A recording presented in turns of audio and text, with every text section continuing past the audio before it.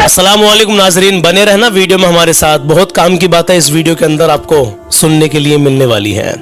कुछ लोग गोदी मीडिया का भरोसा करके बातों को सच मान लेते हैं।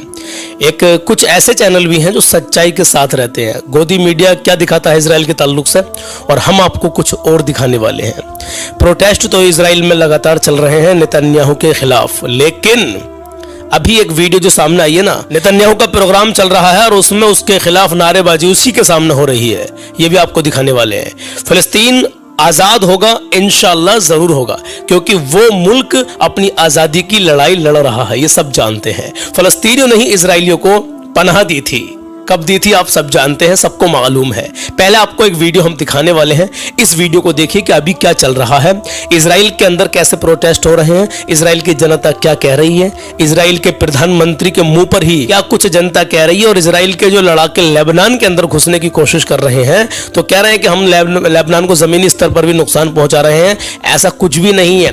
33 लड़ाके इजराइल के अब तक उनका सफाया हो चुका है। लेबनान के लड़ाकों ने इजराइल के लड़ाकों का सफाया कर दिया है, क्योंकि वो जमीनी स्तर पर लेबनान में घुसने की कोशिश कर रहे हैं। और लेबनान की जो गुरिल्ला फौज है उनके सामने इजराइल यानी आईडीएफ बेबस है। आपके सामने एक वीडियो रख रहे हैं, तो पहले इसको देख लीजिए। अगर हमें फेसबुक पे देख रहे हो या यूट्यूब पे देख रहे हो, जहां भी देख रहे हो हमसे जुड़ जाइए। अच्छे और सच्चे पैगाम आपको यहाँ पर मिलते रहेंगे, प्लस यहाँ पर आपको कलाम भी सुनने के लिए मिलता है। तो 4 से 5 मिनट की हमारी अपडेट रहती है। आगे हम इसमें कलाम पढ़ते हैं, तो कलाम जरूर सुनकर जाना, चाहे 2 ही लाइनें सुनना, इंशाल्लाह ईमान ताजा हो जाएगा। पहले आइए ये अपडेट देखते हैं कि इजराइल और ईरान, फलस्तीन, लेबनान अभी यहाँ पर क्या चल रहा है। इंशाल्लाह फलस्तीन जरूर अपनी आजादी को पहुंचेगा, क्योंकि वो हक पर है। ये देखते हैं कि इजराइल के प्रधानमंत्री के मुंह पर ही वहां के लोग क्या कुछ कह रहे हैं, और 2 मिनट के अंदर काफी कुछ इसमें आपको मिल जाएंगी। आइए देखते हैं। हमास के खिलाफ इजराइल की जंग को 1 साल से अधिक का वक्त बीत चुका है। इजरायली सेना दावा करती है कि उसने हमास की कमर तोड़ दी है, लेकिन अभी तक इजरायलियों की रिहाई का लक्ष्य पूरा नहीं हो पाया है। अनुमान के मुताबिक 100 के करीब लोग अभी भी हमास की कैद में हैं। इजरायलियों का सब्र लगातार टूट रहा है।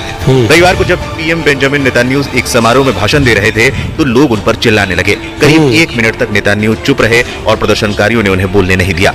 रविवार को 7 अक्टूबर की श्रद्धांजलि समारोह के दौरान हमास हमले के पीड़ितों के चीखते चिल्लाते रिश्तेदारों ने इजराइल के प्रधानमंत्री बेंजामिन नेतन्याहू को बोलने नहीं दिया। भाषण का लाइव प्रसारण हो रहा था। मेरी जानकारी के अनुसार जेरूसलम में आयोजित समारोह के दौरान नेतन्याहू मंच पर खड़े रहे, जबकि भीड़ में मौजूद लोग उन पर चिल्ला रहे थे। इसके कारण करीब 1 मिनट तक मंच पर हंगामा मचा रहा। प्रदर्शनकारियों में से एक बार-बार चिल्ला रहा था, मेरे पिता को मार दिया गया।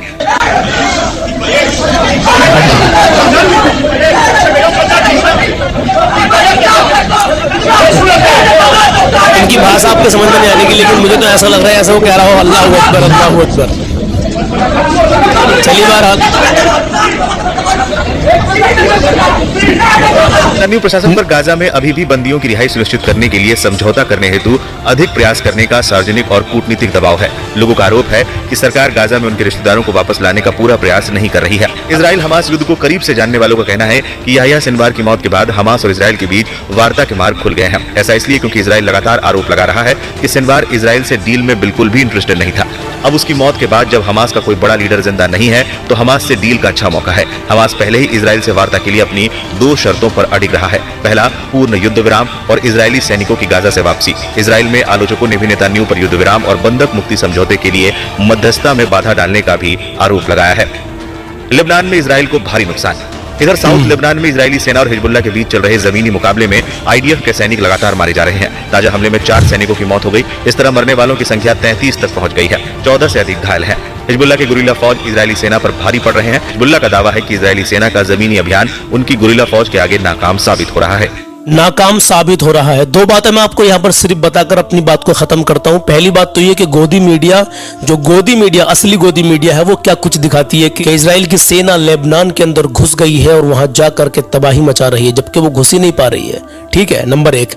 और नंबर 2, नेतन्याहू युद्ध विराम नहीं चाह रहा, वहां की जनता खुद इससे परेशान है। वो चाह रही है कि युद्ध विराम हो और ये जो नरसंहार है वो कर रहा है वो खत्म हो। मतलब अब हमास का भी यही मामला है। उसने कहा है एक तो गजा के अंदर से जो आईडीएफ यानी सेना है इजराइल की वो यहां से निकल जाए, और दूसरी हमास की शर्त है कि पूर्ण युद्ध विराम, मुकम्मल तरीके से युद्ध विराम हो जाना चाहिए। तो ये 2 शर्तें हमास की तरफ से हैं, तभी हमास इजराइल के बंधकों को छोड़ेगा। ये ऐसा आपने मीडिया रिपोर्ट के मुताबिक देख लिया। चलिए, आप लोगों की जो भी राय हो हमें कमेंट बॉक्स में जरूर बताना। फिलहाल आप 2 लाइनें कलाम की सुन के जाएंगे। इंशाल्लाह मुझे उम्मीद है कि आप रुके रहेंगे। जो लोग पहली बार आए होंगे, जो रोजाना देखते हैं, जज़ाकल्लाह, आप तो सुनते ही हैं। आपको अल्लाह हमेशा शादो आबाद रखे, आप सबको अल्लाह हर परेशानी से महफूज रखे। हमारे मुल्क हिंदुस्तान में मौला अमन सुकून अता फरमाए। या अल्लाह पूरी दुनिया में अमन सुकून अता फरमा, बिलखुसूस गजा फ़लस्तीन के मजलूम मुसलमानों की गैब से मदद फरमा। पूरी दुनिया में अमन और शांति अता फरमा, सुकून अता फरमा मौला। अपने माँ बाप की इज्जत करें, कभी किसी का दिल ना दुखाएं, अपना हुस्न अखलाक अच्छा बना कर रखें। आइए मेरे अजीज कलाम सुन लीजिए। नमाज मेरे नबी की आंखों की ठंडक है, तो 5 वक्त की नमाज पढ़ी मेरे अजीजों, बहुत बरकतें हैं नमाज की। पहला सवाल जो हश्र में कब्र में होगा वो नमाज के ताल्लुक से ही होगा। नबी पाक सल्लल्लाहु ताला अलैहि वसल्लम के मेरे अजीजों जिंदगी पर गौर कीजिए। हमारे नबी ने किस तरीके से जिंदगी गुजारी है मेरे अजीजों, उनकी जिंदगी पर रोशनी डाली है। और मेरे अजीजों अपने अमाल अच्छे कर लीजिए। जो लोग नमाज नहीं पढ़ते आज से ही सच्ची तौबा कर लीजिए और नमाज की पाबंदी करना शुरू कर दीजिए। कभी किसी का दिल मत दुखाना, अपनी हैसियत के हिसाब से गरीबों की, मिस्किनों की, यतीमों की मदद करते रहना। और एक बात और बतानी है मुझे आपसे, जो हमने अल्हम्दुलिल्लाह यासीन भाई को हमने और तुम सब ने मिल करके उम्रे पर भेजा है, बहुत खुश हैं वो। उनकी वीडियो में आपको दिखाता रहूंगा, आप मेरे पीछे देखते रहेंगे इंशाल्लाह। और ये मनकबत ख्वाजा पिया की बारगाह में, ख्वाजा गरीब नवाज रहमतुल्लाह ताला अलैह की बारगाह में, जो हिंदुस्तान के राजा हैं अल्हम्दुलिल्लाह, उनकी बारगाह में मनकबत के 2-3 शेर पढ़ रहा हूं। आप उनको देखते रहे यासीन भाई को, और मनकबत भी सुनते रहे। आइए शुरू करते हैं। तेरी रहमतों का दरिया सरेआम चल रहा है, तेरी रहमतों का दरिया ख्वाजा, तेरी रहमतों का दरिया सरेआम चल रहा है, तेरी रहमतों का दरिया सरेआम चल रहा है, तेरी रहमतों का दरिया सरेआम चल रहा है। मुझे भीख मिल रही है ख्वाजा से, मुझे भीख मिल रही है, तो मेरा काम चल रहा है। हमें भीख मिल रही है ख्वाजा से, हमें भीख मिल रही है, अपना काम चल रहा है। उसे क्या मिटा है दुनिया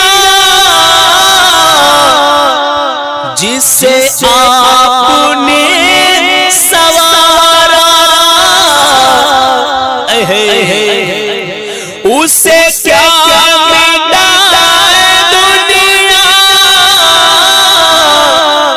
जिसे आपने नवाजा, उसे क्या मिटा है दुनिया जिसे आपने नवाजा।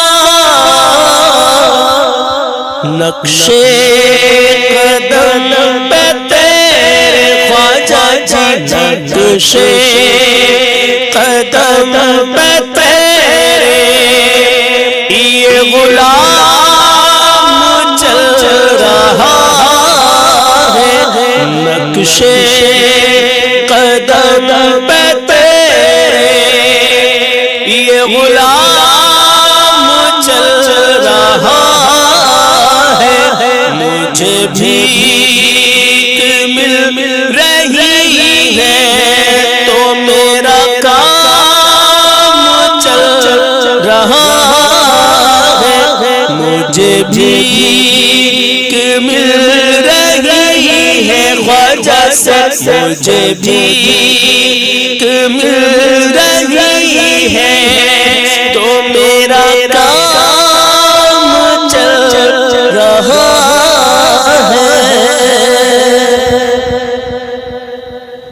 उसे क्या मिटा है दुनिया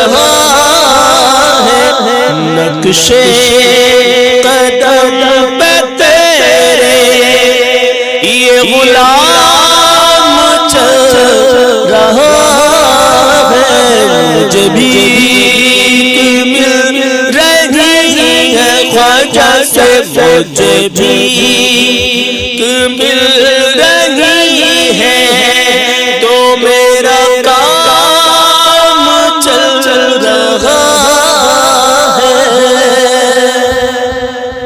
आखिरी तारीकियों में गुम था ये हयात सूफी हमसर, तारीकियों में गुम था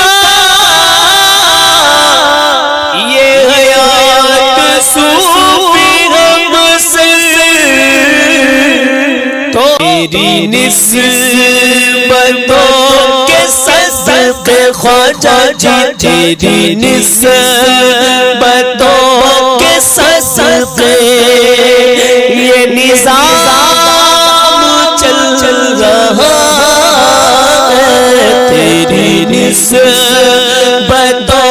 के सदक़े ये निज़ाम चल रहा है, मुझे भी मिल रही है, तो मेरा काम चल रहा है, तेरी रहमतों का सदका, तेरी रहमतों का दरिया ख्वाजा जी, तेरी रहमतों का दरिया सरे आम चल रहा है, हमें भी मिल रही है ख्वाजा से, हमें भी मिल रही है,